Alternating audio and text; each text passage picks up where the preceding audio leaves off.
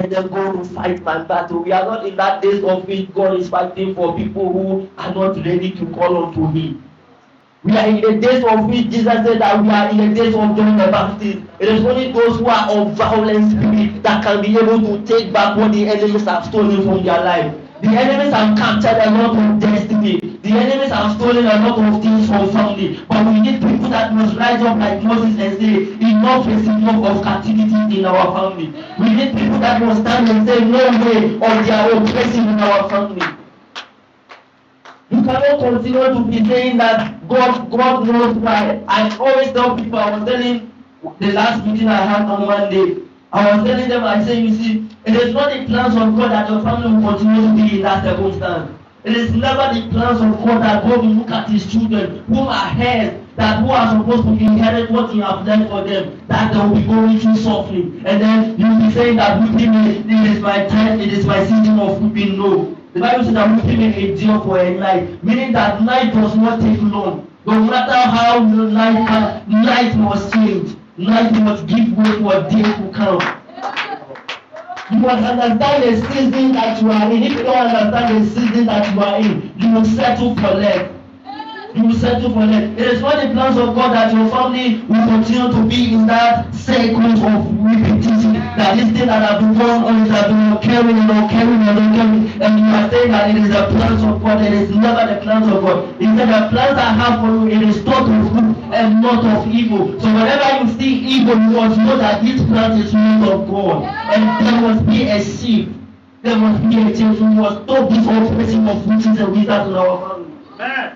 It is never the plans of God that God will continue seeing you weeping and weeping and weeping, and God will be saying that, oh my daughter, don't worry, I will step in for you. No. It is not the plans of God that God will continue seeing His sons and daughters crying over a particular situation as if He won't have ears to hear. He said His ears are not there that He cannot hear our prayer. His ears are not there. So that means that when we are crying to Him and crying over this particular situation, it is not the plans of God. It's not like God is dead.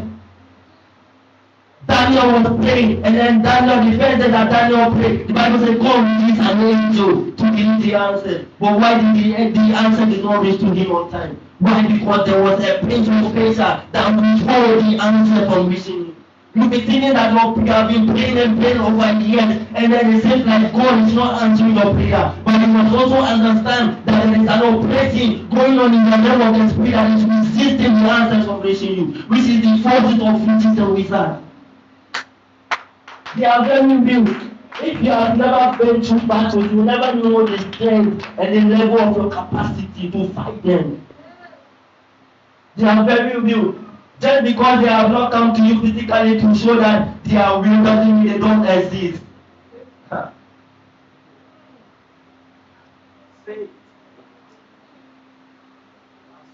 I look at some people and then they'll be saying, it seems like it is only me that God has seen to put me in this situation of pain that I cannot see my way forward.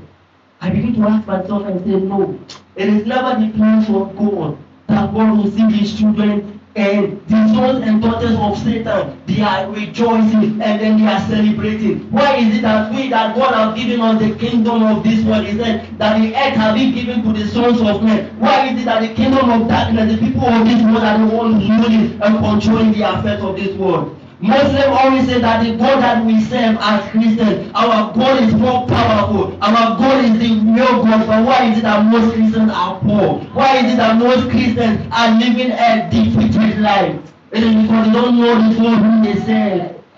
They don't know their identity. When you don't know your identity, that is when the devil will put a lot of things away and you will say that it is the plans of God. And it is not the plans of God.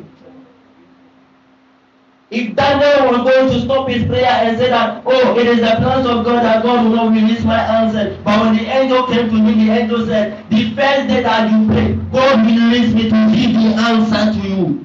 But there was a forcing that was going on. There was a battle that was going on. And this battle was so